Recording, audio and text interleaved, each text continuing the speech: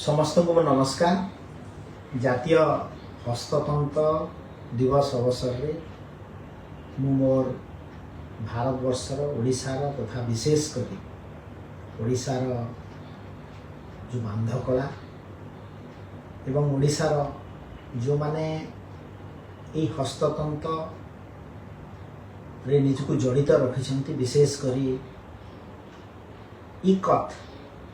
Dress sari से संबलपुरी साड़ी कथा हो कि माणिया बंधन अंचल हो कि कोटपाड़ अंचल हो समस्त को अनेक अनेक शुभेच्छा जनाऊँ। जदि टिके आमे इतिहास को अवलोकन करिबा अगस्त 7 1905 मसीहा स्वदेशी आंदोलन ए सम्मान जणैबाटा आमर हस्तकला को आज सारा विश्व दरबार रे परिचित कराई एवं यशस्वी प्रधानमंत्री नरेंद्र मोदी जी नेतृत्व रे पूरा भारत वर्ष रे आमर जो स्लोगान जो भोकल फॉर लोकल यही कथा को मध्य गोटे विश्व दरबार रे आज हस्ततंत्र हस्तकला को विश्व दरबार रे पहुंची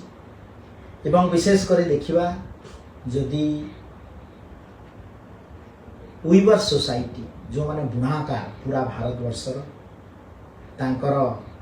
कंट्रीब्यूशन गोटे भारत वर्ष रे एवं ओडिशा प्रदेश रे कल्चराली एवं इकोनॉमिकली गोटे बड़ महत्व रही एवं ओडिशा हस्ततंत्र होची ऐतिह्यर सूत्रधर एवं आपन यदि आ गोटे जिनस को देखिए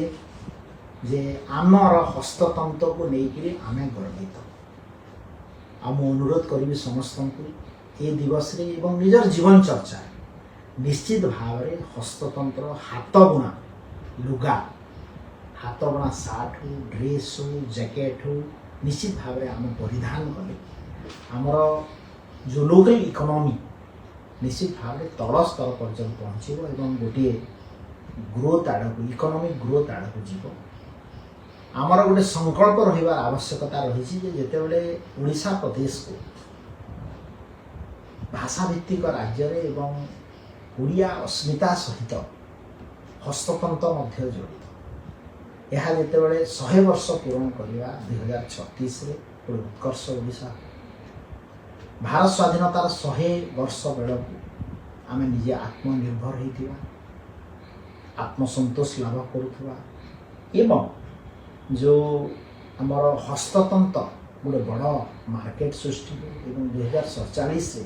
विकसित राष्ट्र हो ये परिकल्पना निश्चित भाव में आम आगे दिन संकल्प करने कथा एवं ओडिशार हस्ततंत्र उपरे मुझे आपण मान सम्यक धारणा देवाई चाहूँगी जे ओडिशार इकत यह होची poetry on looms Odisha ikat is unique any other ikat home looms in the rest of the country because of the design process and has been called poetry on looms. Odisha ikat is created using restrict dyeing technique and is known as Bandha of Odisha.